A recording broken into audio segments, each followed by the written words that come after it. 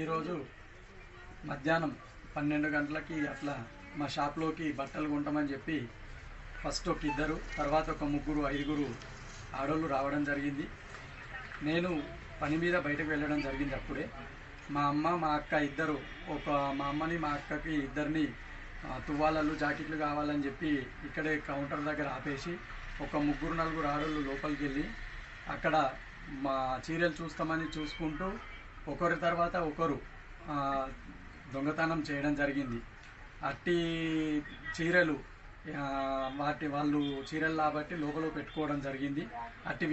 అట్టి వాళ్ళు పెట్టుకోవడాన్ని మా వాళ్ళు వాటి రేటు తెలియక నాకు సీసీ కెమెరా ముందుకు తీసుకొచ్చి ఈ చీర ఎంత అని వేరే చీరను అడగడం వల్ల నేను సీసీ కెమెరాను వాళ్ళు చూసి వెంటనే వాళ్ళు సీసీ కెమెరా ఉందనుకొని బయలుదేరడం జరిగింది. నేను వీళ్ళు కొనకుండా వెళ్ళిపోతున్నారు అని చెప్పి నా యొక్క సీసీ కెమెరాని ప్లేబ్యాక్ చేసి చూడగా వాళ్ళు దొంగతనం చేసినట్టుగా నాకు వీడియోలో రికార్డ్ అయింది. దాన్ని వెంటనే చూసి నేను పక్కపొంటి వాళ్ళకు కూడా ఇన్ఫర్మేషన్ ఇవ్వడం జరిగింది, వాళ్ళు దొంగలు, వాళ్ళని పట్టుకోండి అని. ఈలోపే వాళ్ళు వెళ్ళి చూడగా వాళ్ళు వెళ్ళిపోయినట్టు తెలిసి పోలీస్ స్టేషన్కి వెళ్ళి సార్ గారికి చెప్పడం జరిగింది, ఇన్ఫర్మేషన్ ఇవ్వడం జరిగింది. సార్ గారు కూడా ఎంక్వైరీ చేస్తున్నారు.